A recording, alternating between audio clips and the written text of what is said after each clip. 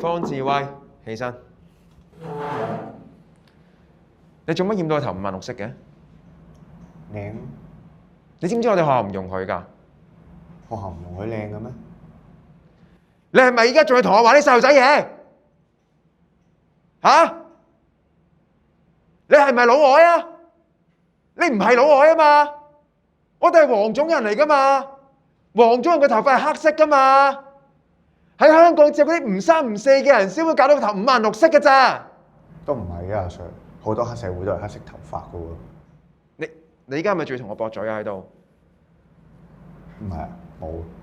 你第時畢咗業，你要去做啲唔三唔四嘅人 ，OK， 我唔理你。但係你今日着住我哋嘅校服，掛住呢個校章，你係代表緊我哋學校㗎。我哋學校就係因為你一個人搞到變咗啲唔三唔四嘅學校啊！阿 Sir，你唔好咁高估自己啦，我哋學校本來就係唔三唔四㗎啦。